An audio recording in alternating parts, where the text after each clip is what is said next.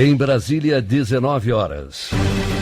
Está no ar a Voz do Brasil. As notícias do governo federal que movimentaram o país no dia de hoje.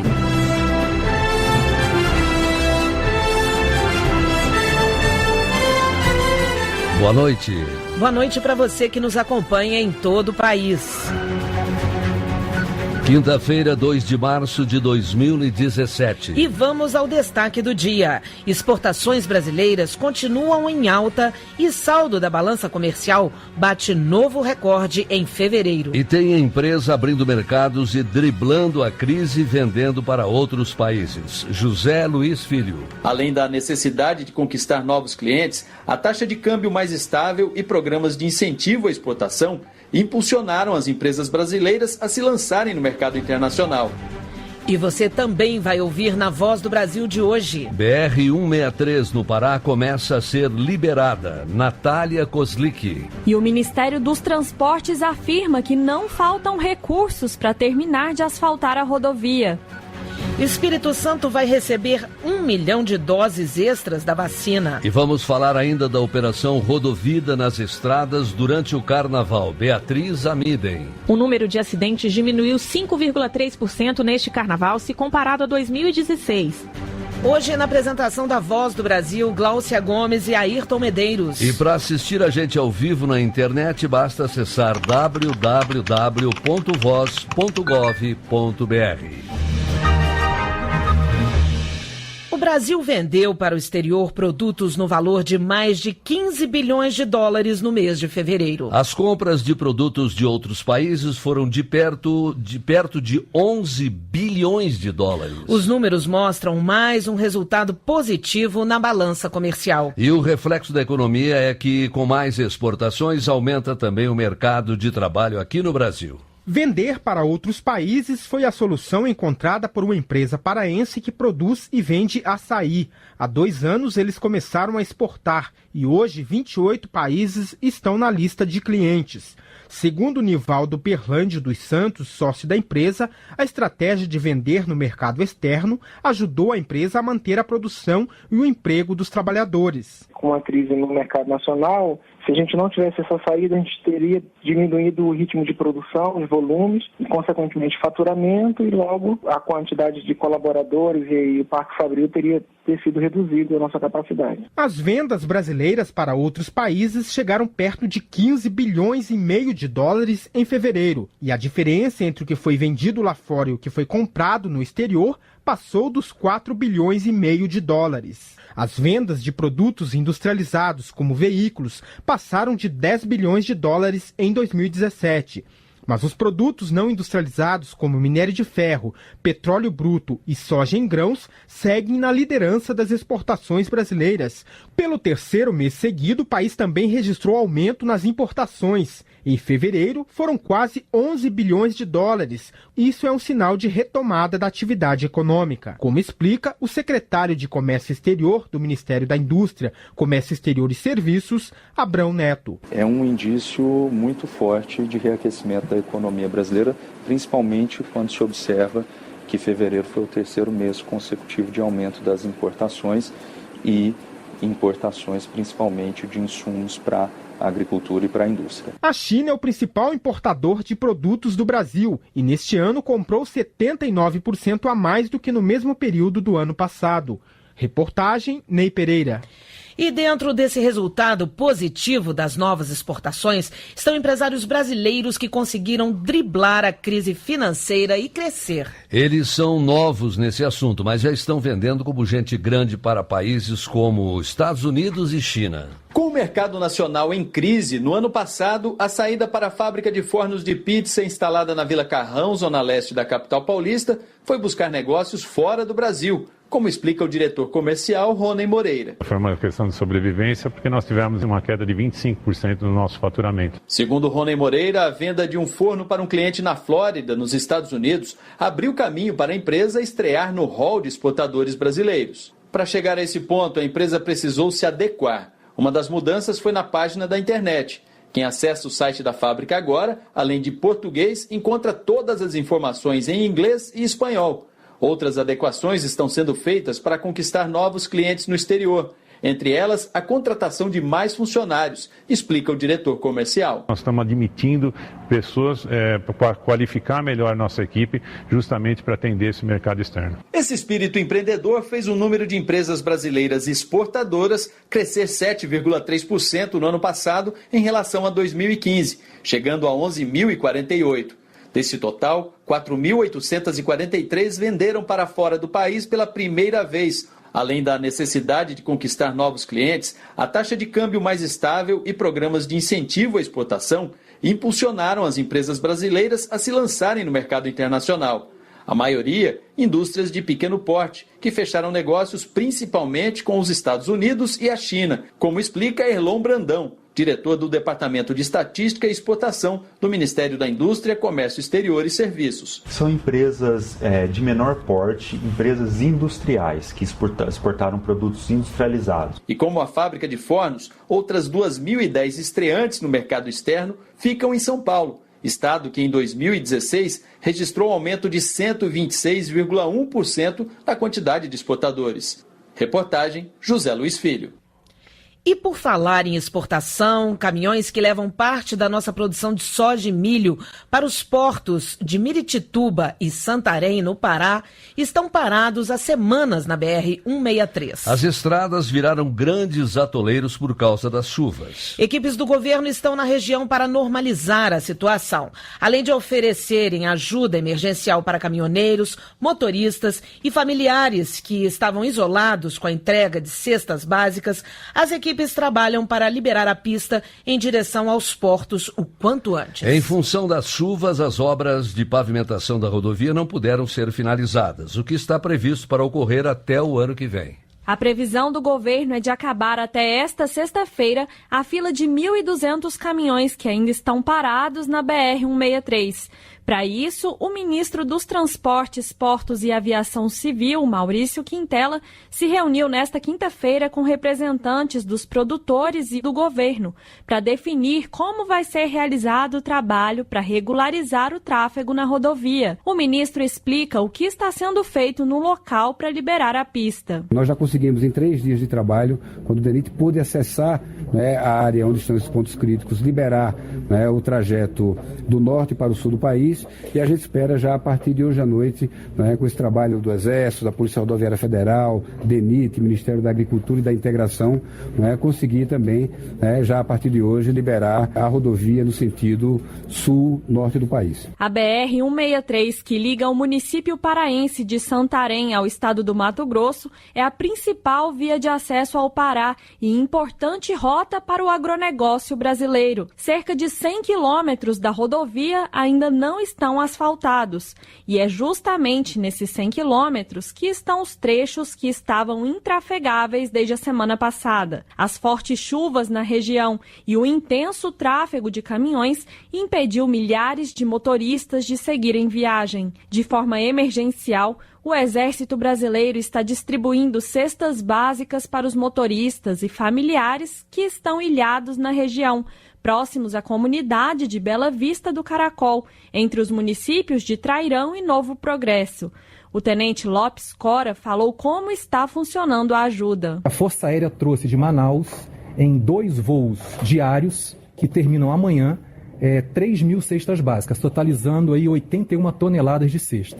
Se for necessário, mais cestas serão entregues. A Defesa Civil já está disponibilizando outras viagens de Manaus para Itaituba. De acordo com o ministro da Agricultura, Blairo Maggi, as cargas paradas na rodovia também trouxeram prejuízos financeiros para o país. Toda essa mercadoria que está retida nas estradas, elas foram comercializadas, elas foram vendidas já nos mercados internacionais e deveriam ter sido embarcadas nos tempos corretos. Como não foram, os exportadores pagam multa pelos navios, foram 11 navios desviados daquela região, $400 mil por dia o custo desses navios parados, em torno de $6 milhões de prejuízo direto dessas companhias. Apesar dos problemas, a BR-163 vai terminar de ser asfaltada. Os trechos que faltam pavimentar têm contrato contratos e orçamentos garantidos. Quando acabarem as chuvas, as obras continuam. A meta do DENIT, o Departamento Nacional de Infraestrutura de Transportes, é asfaltar 60 quilômetros da rodovia em 2017 e os outros 40 quilômetros em 2018, começando pelos pontos mais críticos. Reportagem Natália Kozlik. O Ministério da Saúde reforçou a vacinação contra a febre amarela no Espírito Santo. O estado vai receber mais 1 milhão de doses extras da vacina. Hoje, o ministro da Saúde, Ricardo Barros, foi à capital capixaba conferir o esquema de vacinação e a redução do número de notificações da doença. Aqui no estúdio com a gente, o repórter Warbi Calil traz as informações. Boa noite, Calil. Boa noite, Gláucia. Boa noite, Ayrton. Boa noite a todos que escutam a Voz do Brasil. 14.800.000 doses extras da vacina contra a febre amarela já foram enviadas desde o início do ano a 5 estados que estão registrando os casos da doença de febre amarela: Minas Gerais, São Paulo, Rio de Janeiro, Bahia e o Espírito Santo. Em todo o país foram notificados 1.411 casos. Deste total, 214 foram no estado capixaba e 79 casos já foram confirmados em 43 municípios.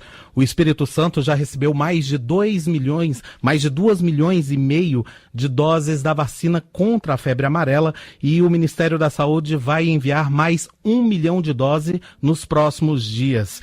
Em uma visita ao estado, o ministro da Saúde, Ricardo Barros, destacou o trabalho realizado pelos municípios para enfrentar a doença. Vamos ouvir. Eu estive no Espírito Santo hoje visitando 4 cidades, acompanhando a vacinação da população para a febre amarela. Então a população tem que ter um pouco de paciência, estão sendo distribuídas senhas, a vacinação está correndo muito rápido e os resultados são muito positivos. Caiu muito a incidência de novas notificações de febre amarela lá no estado do Espírito Santo. Em Vitória, a vigilância epidemiológica do município reforçou a vacinação contra a febre amarela. Para agilizar o trabalho, foram distribuídas senhas nos postos de saúde, além do agendamento pela internet e postos volantes de vacinação durante o carnaval. A coordenadora de vigilância epidemiológica de Vitória, Tatiane Comério, diz que o objetivo agora é vacinar a maior parte da população.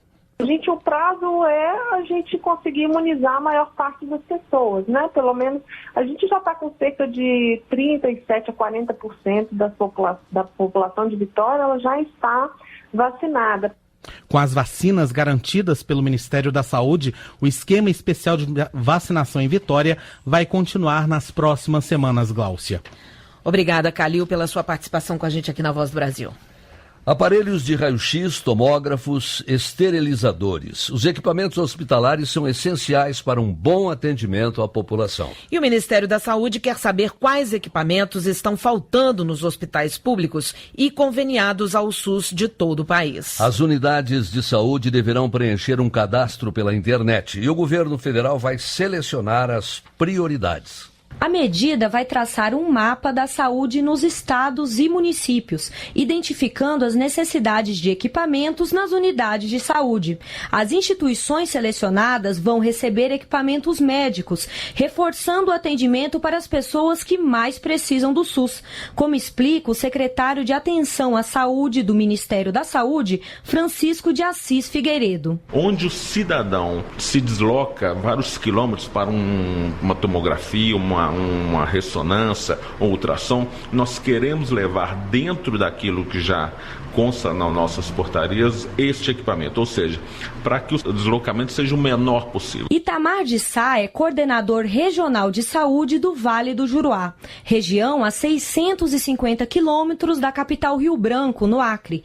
Para ele, a iniciativa inédita do governo federal é muito bem-vinda. Nós precisamos, na maternidade, de um equipamento de ultrassom moderno. Temos necessidade de melhorar os equipamentos na parte de refrigeração, dos hemoderivados, substituir alguns equipamentos já antigos. A oportunidade que o Ministério da Saúde abre será muito importante. O formulário online está disponível no site do Ministério, no endereço portalsaude.saude.gov.br e deve ser preenchido pelos administradores dos hospitais até o dia 30 de março. Reportagem Jéssica do Amaral.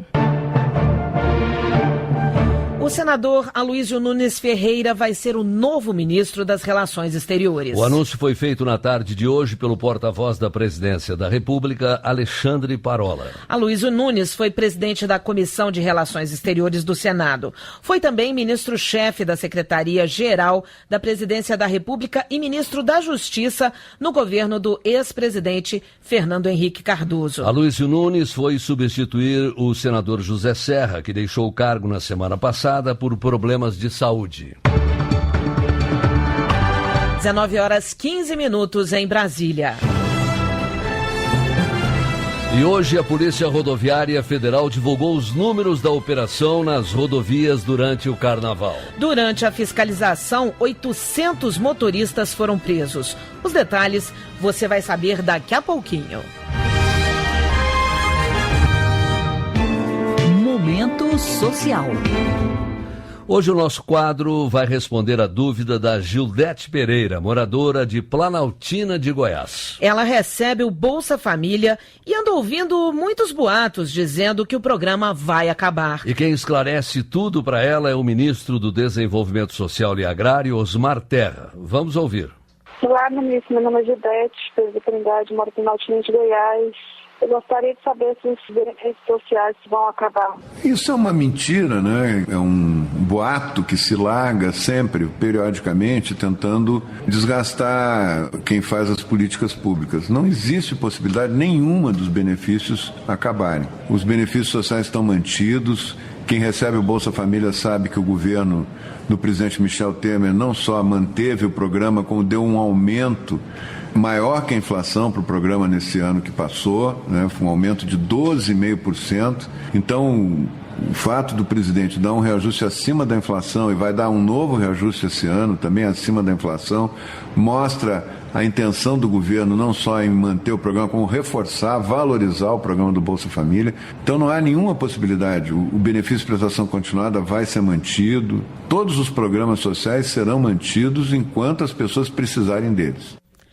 E você também tem alguma pergunta sobre ações e programas sociais do governo? Manda pra gente. Pode ser por e-mail no endereço voz@ebc.com.br. Também tem o nosso Facebook, facebook.com/Bolsa Família. A sua pergunta vai ser respondida aqui na Voz do Brasil, sempre quinta-feira. Participe.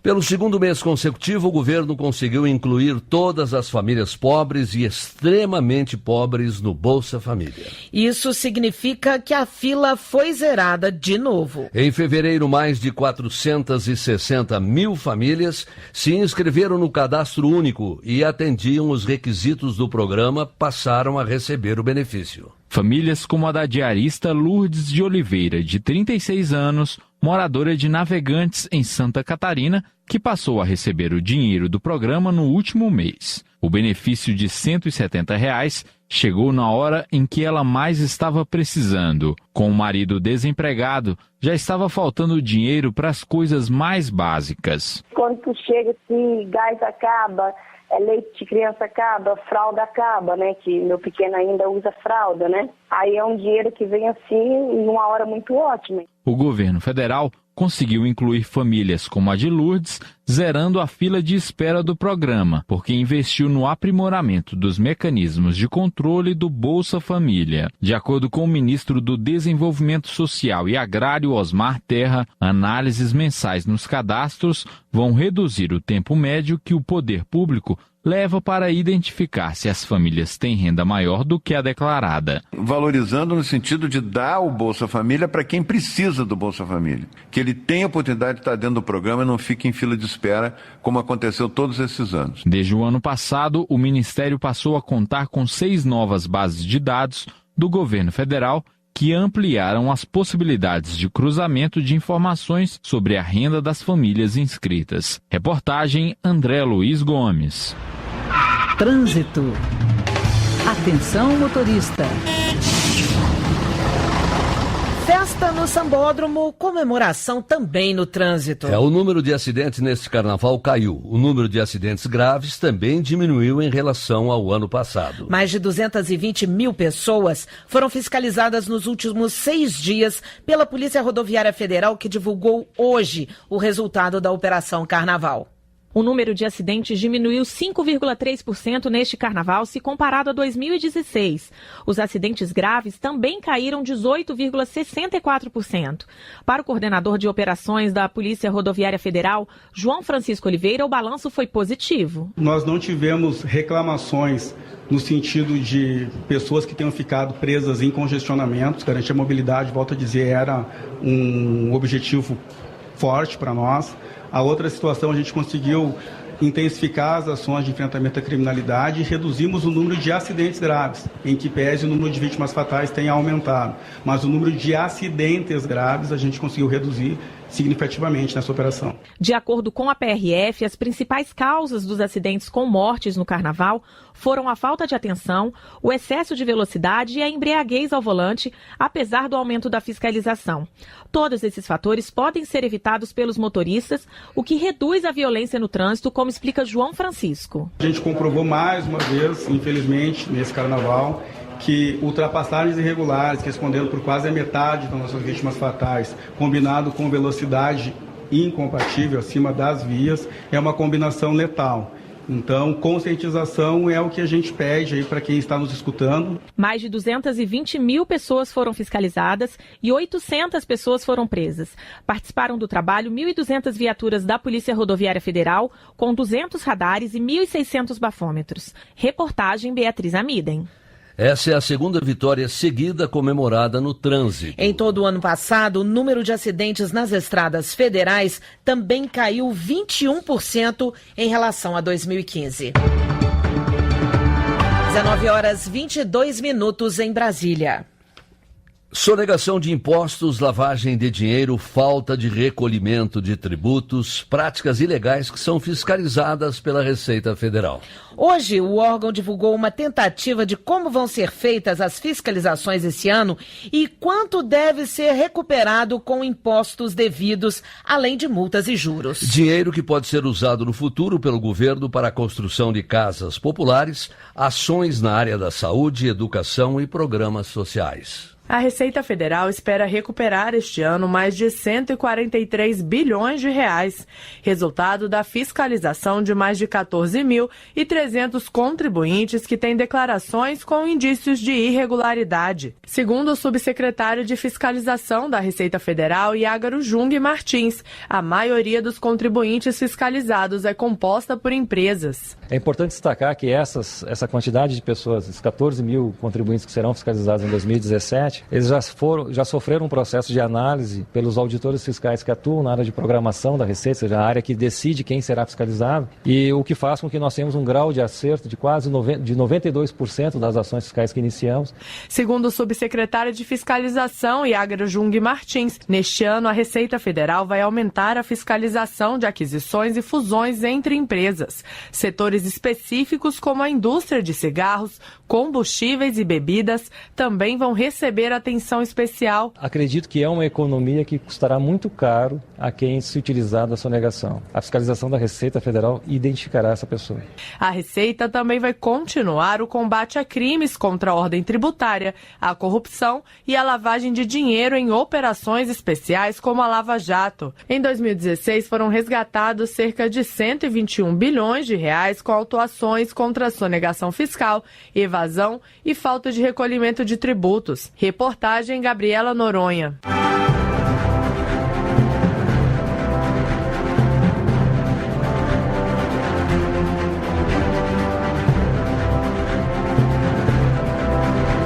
E começou hoje a entrega da declaração do Imposto de Renda Pessoa Física 2017. Até às 5 da tarde, mais de 280 mil declarações foram recebidas pelos sistemas da Receita. A expectativa é de que 28 milhões e 300 mil contribuintes entreguem a declaração. O prazo vai até 28 de abril. Você pode baixar o programa para preencher a sua declaração no site da Receita, em receita.fazenda.gov.br. A novidade neste ano é que o mesmo programa de preenchimento também vai enviar a declaração.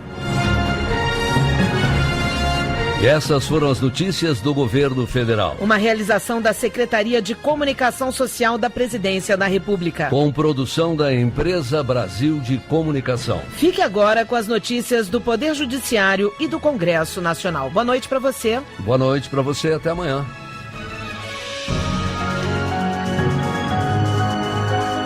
Brasil, ordem e progresso.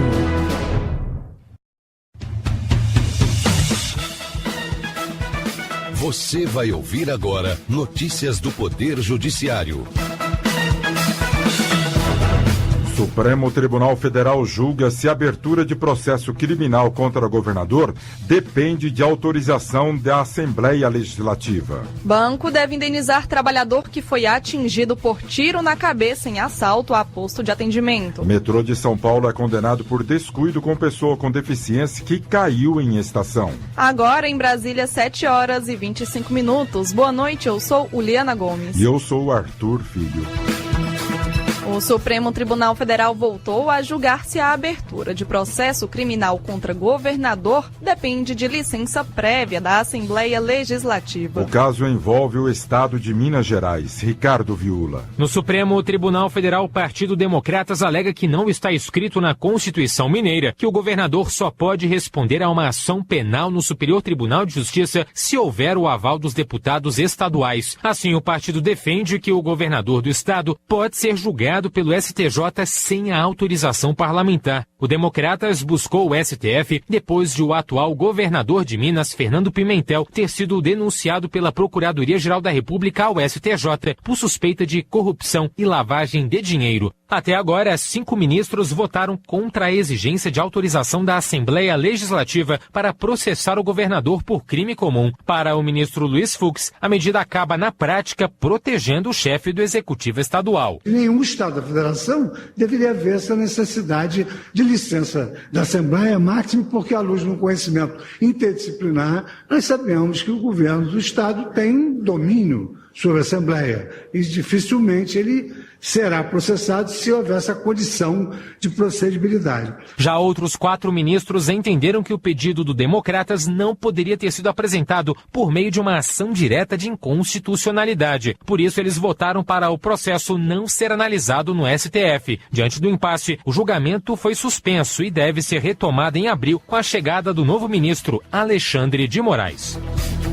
Ex-goleiro Edinho pode aguardar julgamento em liberdade. A decisão do Superior Tribunal de Justiça é em caráter liminar, ou seja, é provisória até que as questões centrais do habeas corpus sejam analisadas. Fátima Uchoa. Edinho, filho do ex-jogador Pelé, foi denunciado pelos crimes de lavagem de dinheiro e associação para o tráfico de drogas. A Justiça Paulista o condenou a mais de 12 anos de prisão e expediu decreto prisional. No Superior Tribunal de Justiça, a defesa argumentou que não há requisitos para reclusão determinada antes do julgamento final do caso. O ministro Saldanha Palheiro aceitou o argumento, considerando que não é possível executar a prisão nesse momento. Conforme o ministro, a decisão pela reclusão do jogador ainda não foi publicada e existe a possibilidade de recursos e revisão da sentença pelo Tribunal de Justiça de São Paulo. Assim, o ex-goleiro Edinho pode aguardar o julgamento final do processo em liberdade.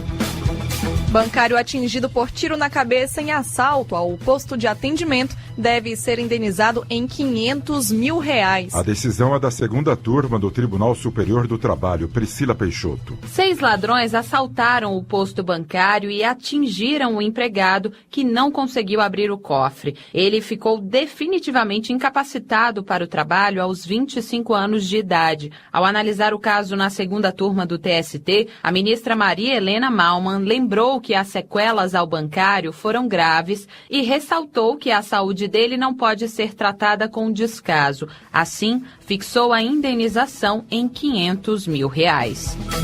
Pessoa com deficiência que caiu em estação do metrô em São Paulo deve ser indenizada. O valor foi fixado em R$10 mil por danos morais. Johnny Luna. Uma funcionária do metrô ajudou a cadeirante a se locomover. Porém, em vez de usar o elevador, utilizou a escada rolante. A mulher caiu e sofreu diversas escoriações pelo corpo. A Justiça Paulista considerou que a funcionária não teve os cuidados necessários e, por isso, condenou a Companhia do Metropolitano de São Paulo a indenizar a passageira.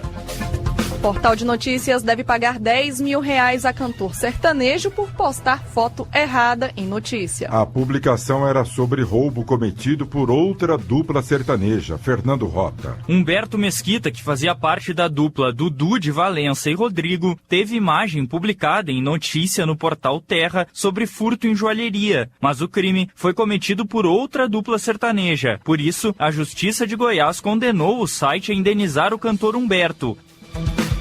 Plano de saúde não pode se recusar a prestar atendimento de emergência, mesmo que o segurado esteja cumprindo o período de carência. No caso, um paciente teve situação de saúde agravada, precisou de internação, mas o plano negou o atendimento. De acordo com a decisão, o plano de saúde deve arcar com as custas da internação emergencial do paciente, mesmo ainda estando no prazo de carência.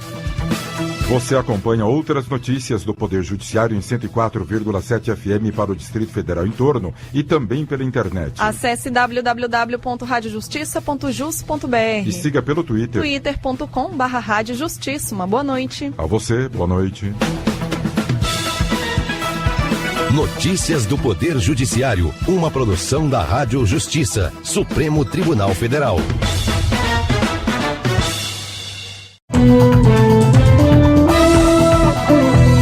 Está no ar, o Jornal do Senado. Paim elogia a campanha que alerta para a preservação dos biomas brasileiros. Senado vai homenagear os 50 anos da Zona Franca de Manaus. Senador do PSDB confirmado no Ministério das Relações Exteriores. Estes são os destaques de hoje do Jornal do Senado, que começa agora. Boa noite. Boa noite. O atual líder do governo no Senado, Aloysio Nunes Ferreira, confirmou que vai se licenciar para assumir o Ministério de Relações Exteriores. A posse está prevista para a próxima terça-feira, às 15h. Repórter Paula Groba. O convite foi anunciado na tarde desta quinta-feira pelo porta-voz da presidência, Alexandre Parola, e confirmado pelo parlamentar.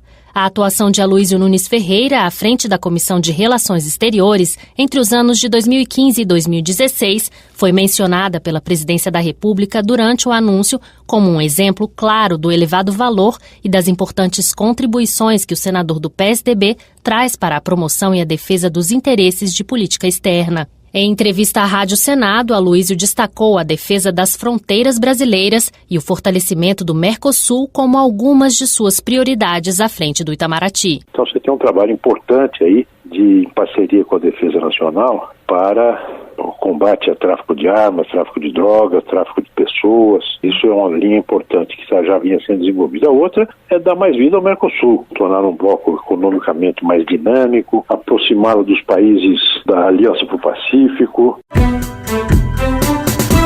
O Senado vai homenagear na próxima segunda-feira, a partir das 11 da manhã, os 50 anos da Zona Franca de Manaus. Criado em 1967 e mantido pela Constituição de 1988, o Polo Industrial de Manaus, administrado pela Suframa, registrou um faturamento de 75 bilhões em 2016 e fechou o ano com mais de 85 mil trabalhadores empregados. O autor do pedido da homenagem, senador Eduardo Braga, do PMDB do Amazonas, destacou a importância da Zona Franca no desenvolvimento sustentável da região amazônica. Ela tem uma importância econômica, social e ambiental, porque se o Amazonas é hoje o estado da floresta amazônica mais preservado do ponto de vista florestal, da biodiversidade, deve ser o projeto da Zona Franca de Manaus.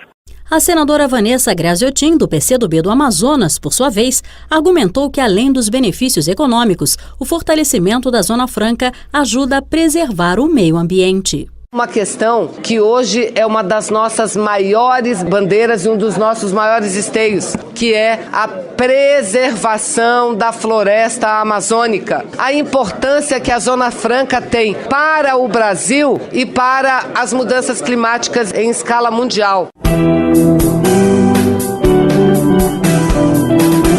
O senador Paulo Paim elogiou a campanha da Fraternidade de 2017, que alerta para a preservação dos biomas brasileiros. Paim defendeu a aprovação de uma proposta de mudança na Constituição que inclui os biomas do Pampa, Cerrado e Caatinga como patrimônio nacional. Repórter George Cardim. A campanha da Fraternidade de 2017, lançada pela CNBB, tem como tema Fraternidade, Biomas Brasileiros e Defesa da Vida. A iniciativa faz um alerta para a preservação da Mata Atlântica, do Cerrado, do Pampa, da Caatinga, do Pantanal e da Amazônia. Também busca reforçar o respeito à vida e à cultura das pessoas que vivem nessas áreas. O senador Paulo Paim, do PT do Rio Grande do Sul, elogiou a mobilização e defendeu a aprovação de uma proposta de emenda à Constituição de sua autoria, que inclui os biomas do Cerrado, Caatinga e Pampa como patrimônio nacional. Atualmente, a Constituição lista entre os biomas brasileiros a Amazônia, a Mata Atlântica, a Serra do Mar, o Pantanal e a Zona Costeira. O senador explicou que a proposta garante incentivos fiscais e políticas públicas específicas para preservar o meio ambiente. A defesa do meio ambiente, a defesa dos recursos naturais. E que bom que a CNBB esse ano tem como eixo esse tema na campanha da fraternidade. Todos os biomas do país estarão assegurados, estarão garantidos como bioma natural, o que vai, como eu digo, fortalecer o meio ambiente e a nossa própria vida, né? Quando você defende o meio ambiente, está defendendo a vida na sua extensão plena.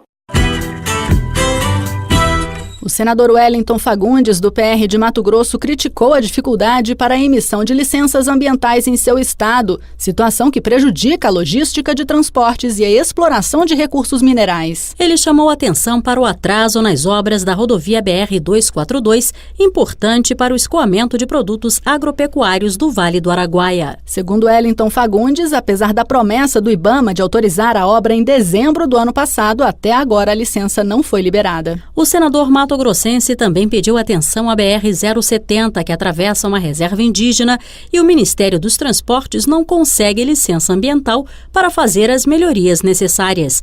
Ele sublinhou que as obras são essenciais para melhorar a qualidade de vida dos próprios índios. Uma estrada que existe há mais de 40 anos, com recurso orçamentário, com a disponibilidade do Ministério do Transporte executar, e parece que é o governo brigando com o governo. Ou seja, uma parte querendo fazer, querendo realizar, e a outra impedindo.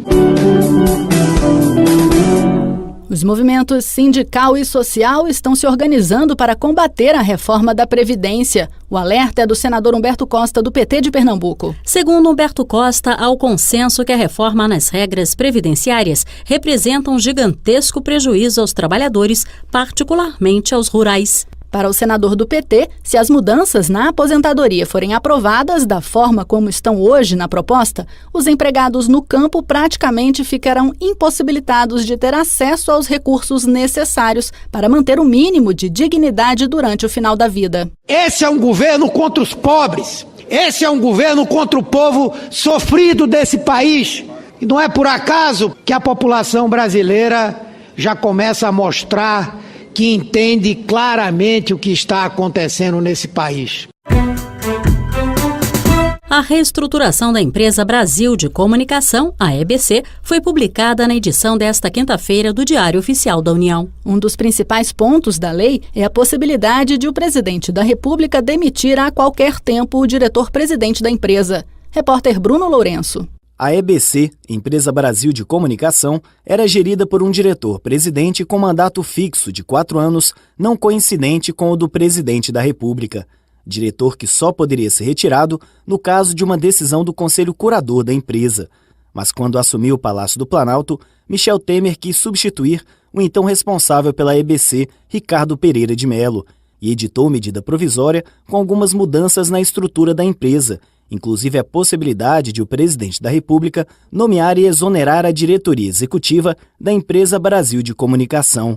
O relator da MP no Congresso Nacional, senador Lazier Martins, do PSD do Rio Grande do Sul, explicou que algumas modificações foram feitas no texto original, como a de sugerir a aferição da audiência da EBC. Temos a adotar métodos que tornem uma emissora de audiência, que entre na competição, com uma programação qualificada, respeitável, o que hoje a emissora, pelo que me disseram, ainda deixa a desejar.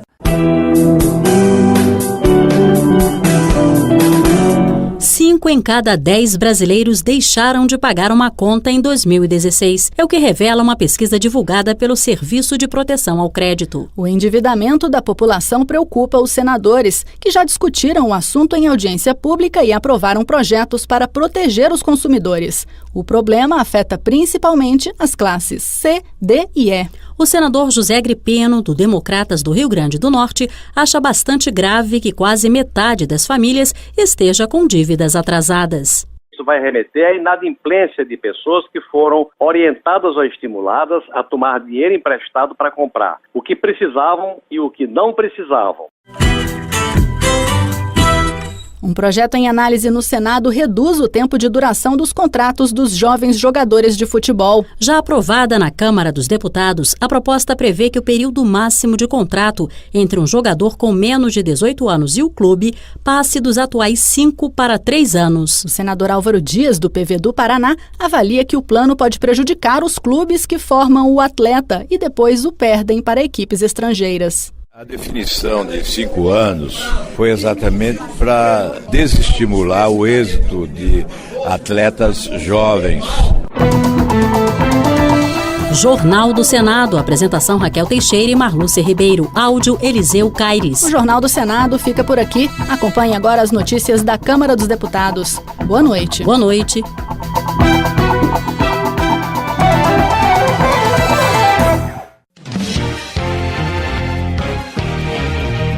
Jornal Câmara dos Deputados. Câmara analisa 12 propostas que acabam com o foro privilegiado. Reformulação da legislação esportiva deve ser votada esse mês. Projeto que regula rateio da gorjeta segue para a sanção presidencial. Boa noite. A regulamentação em lei do rateio da gorjeta divide opiniões no comércio e entre parlamentares. O projeto foi aprovado pela Câmara na forma como foi encaminhado pelo Senado e agora vai à sanção presidencial. A reportagem da Rádio Câmara traz mais informações sobre a proposta. Acompanhe. Pela nova regra, as empresas que participam do Simples Nacional deverão lançar a gorjeta na nota fiscal de consumo e poderão reter até 20% de sua arrecadação. Isso deve estar previsto em convenção ou acordo coletivo e será utilizado para pagar os encargos sociais, previdenciários e trabalhistas, derivados da sua integração à remuneração dos empregados. O valor restante deve ser revertido integralmente em favor do trabalhador. No caso das empresas não inscritas em regime de tributação federal diferenciado, poderão reter até 33% do arrecadado com gorjetas, seguindo as demais regras, lançamento na nota e rateio entre os empregados no restante. Para o líder do PSOL, deputado Glauber Braga, do Rio de Janeiro, o trabalhador será prejudicado com a obrigação de ter que dividir com os patrões os 10% a que teria direito. O texto do Senado, inclusive, diz que mesmo aquela gorjeta que a pessoa queira dar pessoalmente em dinheiro para o garçom não fica com 100% daquele rendimento. Aquele rendimento vai ter que ser ou pode ser rateado com os donos do estabelecimento comercial. A gente acha que isso não é correto. Já o líder do Democratas, Efraim Filho, da Paraíba, foi favorável à medida. O que existia antigamente era a falta de regulamentação que levava muitas vezes aos estabelecimentos reterem toda a gorjeta e o garçom ficar a ver navios. Mas no comércio, o projeto dividiu opiniões. O garçom Valnei Oliveira, de Brasília, acredita que os trabalhadores serão prejudicados. Fica a critério do cliente. Se você faz um bom atendimento, ele te paga de livre e espontânea vontade, muitas vezes ainda te dá mais uma caixinha, né? Agora, a partir do momento que o patrão começa a reter isso aí, tira 30% para casa, para a gente vai fazer uma grande falta, fazer uma grande diferença. Já para Jael da Silva, presidente do Sindobar do Distrito Federal, a medida dá segurança jurídica para os empresários. E ele traz para o empresário uma segurança jurídica muito importante, porque se você verificar as grandes demandas trabalhistas hoje, aqui em Brasília principalmente, levam como pano de fundo a questão de gorjeta. Sempre há reclamação da gorjeta, ou que não pagou, que pagou a menos, etc, etc. Para acompanhar e fiscalizar a cobrança e a distribuição da gorjeta, nas empresas com mais de 60 empregados, será constituída comissão de empregados eleitos em Assembleia Geral, convocada para esse fim pelo Sindicato Laboral. Nas demais empresas, será constituída comissão intersindical para esse fim. Da Rádio Câmara de Brasília, Luiz Gustavo Xavier. Economia. Para Ivan Valente, do PSOL de São Paulo, o projeto de recuperação fiscal dos estados, apresentado pelo governo federal, não representa uma ajuda, mas o aprofundamento da crise brasileira. O parlamentar avalia que com a medida haverá degradação ainda maior dos serviços públicos, engessamento dos estados e a perda da capacidade de responder à crise econômica. O Banco da Amazônia decidiu fechar a agência no município de Caruarí, na calha do rio Juruá, alegando que a inadimplência é muito alta. Silas Câmara, do PRB amazonense, discorda da medida e afirma que a inadimplência é grande devido à decisão do governo federal de retirar o seguro-defeso dos pescadores da região. Desenvolvimento regional.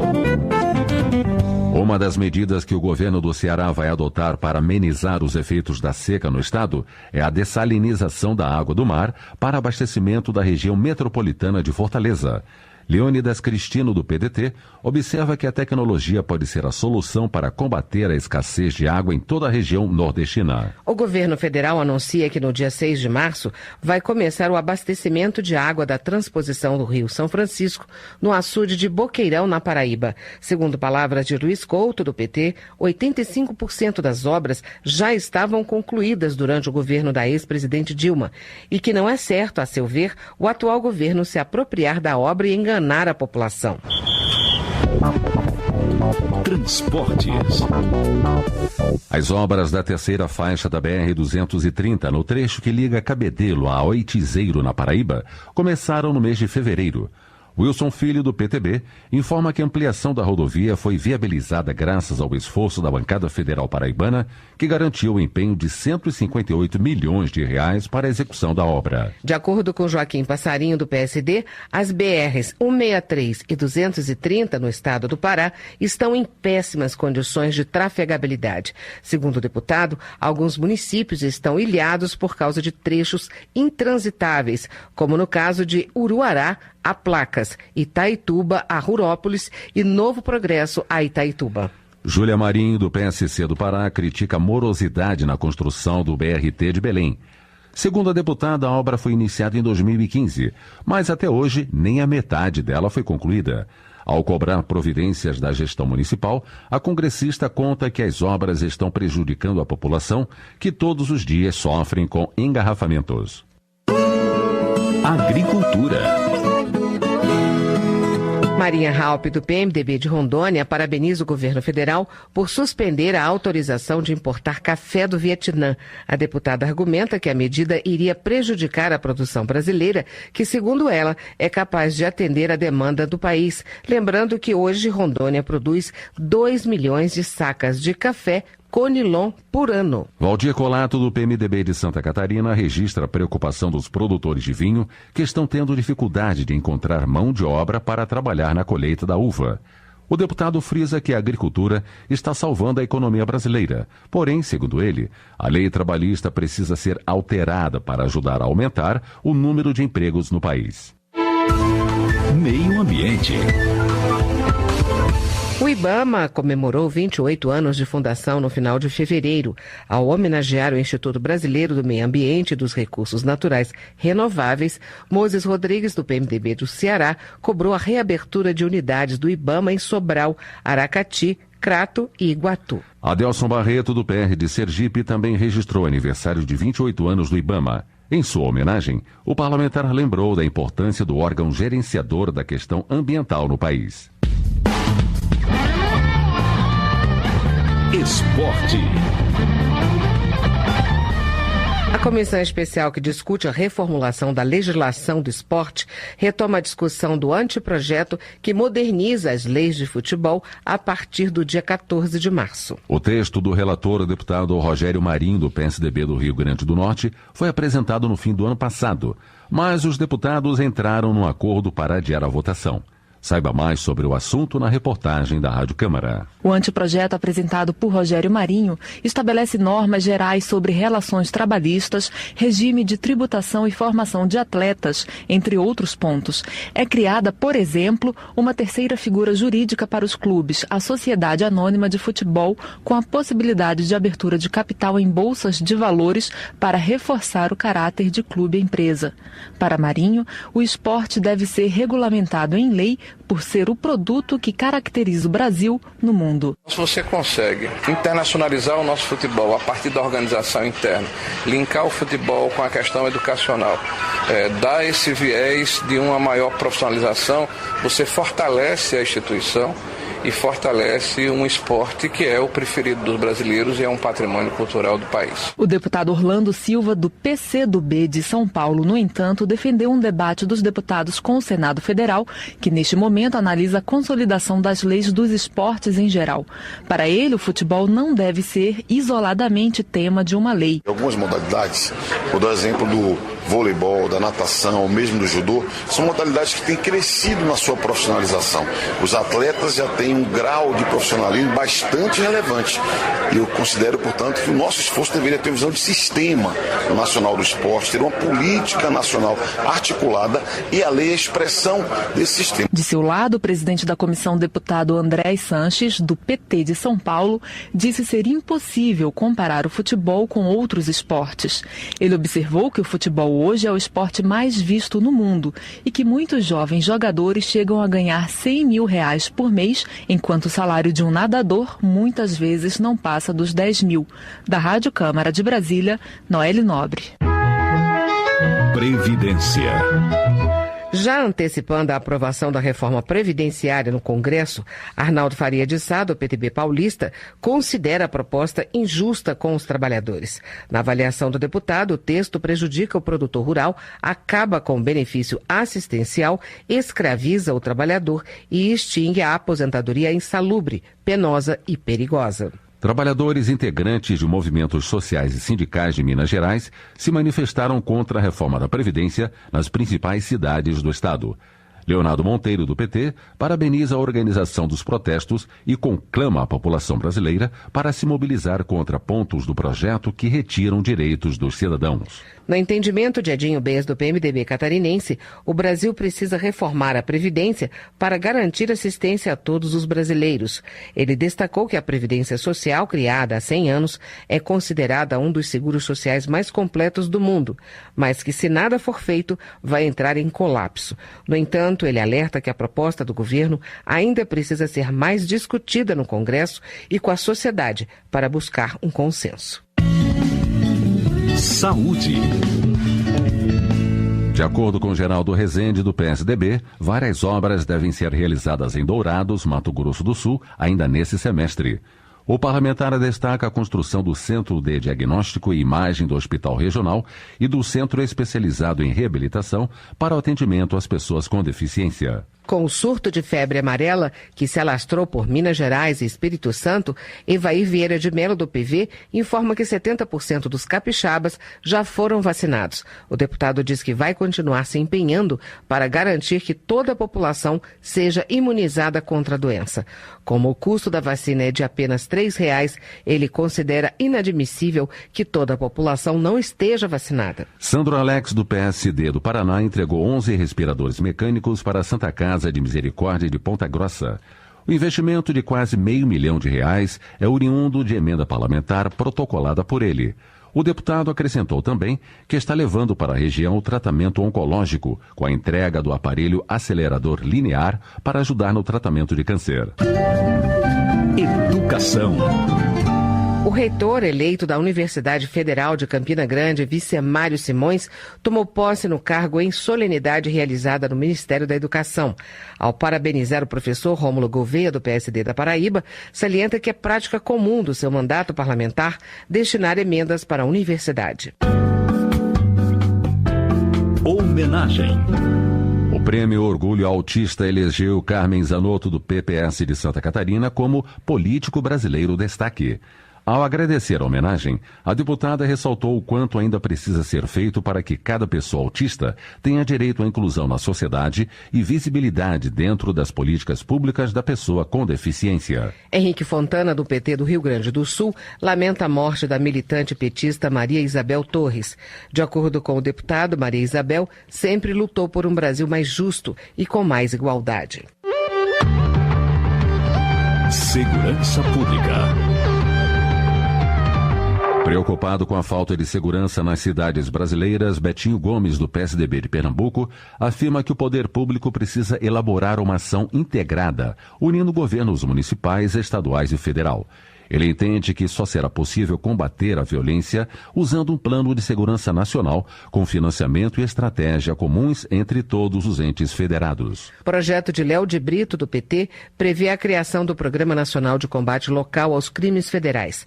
O deputado explica que a proposta visa garantir o ressarcimento aos estados, especialmente os de fronteira, dos custos do combate ao crime feito pelas forças policiais estaduais. Ele observa que a Polícia Militar tem atuado no combate ao tráfico de armas no Acre, mas sem ajuda financeira do governo federal. A presença do Exército Brasileiro apenas na capital do Rio de Janeiro é criticada por Marcelo Matos, do PHS. De acordo com o deputado, a ajuda da Força Militar, só em um município, causa migração dos criminosos e aumento da violência nas cidades vizinhas. O governo de Minas Gerais entregou 69 viaturas para a Polícia Militar em Juiz de Fora.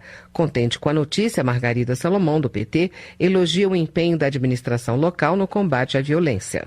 De acordo com João Moraes, do PCdoB Mineiro, manobras estão sendo feitas em torno do projeto que cria o Fundo Nacional de Enfrentamento à Violência contra a Mulher. Segundo ela explicou, há uma tentativa de mudar o processo e os objetivos da matéria, que passa a ser, segundo ela, uma política de orçamento geral e não mais de enfrentamento à violência contra as mulheres. João Daniel, do PT de Sergipe, solicita ao governo do Distrito Federal dispensa da revista para representantes da pastoral carcerária da Confederação Nacional dos Bispos do Brasil, por ocasião das visitas aos presídios.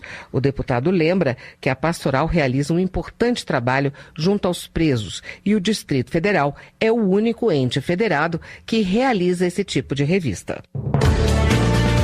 Justiça. Alberto Fraga, do Democratas do Distrito Federal, está preocupado com a repercussão da sentença do STF em relação ao pagamento de indenização para presos no Brasil que vivem em condições subhumanas. De acordo com o deputado, a decisão abre um precedente para todos os presidiários entrarem na justiça e a consequência, segundo a avaliação do parlamentar, será desastrosa para o país. Décio Lima, do PT catarinense, elogia o empenho do advogado Cristiano Zanin Martins na defesa do ex-presidente Lula. Ele lamentou o processo de perseguição jurídica ao ex-presidente e destacou que Lula foi o maior presidente do Brasil que ajudou a alavancar a economia e a promover a maior distribuição de riqueza ao longo da história do país. A Câmara analisa 12 propostas de emenda à Constituição que mudam ou acabam com o foro de prerrogativa de função, mais conhecido como foro privilegiado, instituto que garante a autoridades o direito de serem julgadas por tribunais superiores. Ouça mais detalhes sobre a tramitação das propostas na reportagem da Rádio Câmara. Levantamento realizado pela Fundação Getúlio Vargas do Rio de Janeiro mostra que no Supremo Tribunal Federal, uma das cortes que julgam os que possuem foro privilegiado, de 404 ações penais concluídas entre 2011 e março de 2016, 276, ou seja, 68% prescreveram ou foram repassadas para instâncias inferiores porque a autoridade deixou o cargo. A condenação ocorreu só em 0,74% dos casos. Hoje, a legislação prevê foro privilegiado não só para o presidente da República, mas também para o vice-presidente, ministros, todos os parlamentares, prefeitos, governadores, juízes e membros do Ministério Público. Deputados, senadores, o presidente da República e ministros são julgados pelo Supremo Tribunal Federal. Já os governadores e autoridades estaduais são julgados pelo Superior Tribunal de Justiça e os prefeitos por tribunais de segunda instância. As 12 propostas sobre o fim do foro privilegiado estão sendo analisadas juntas na Comissão de Constituição e Justiça da Câmara. Se aprovadas, serão então analisadas por uma comissão especial.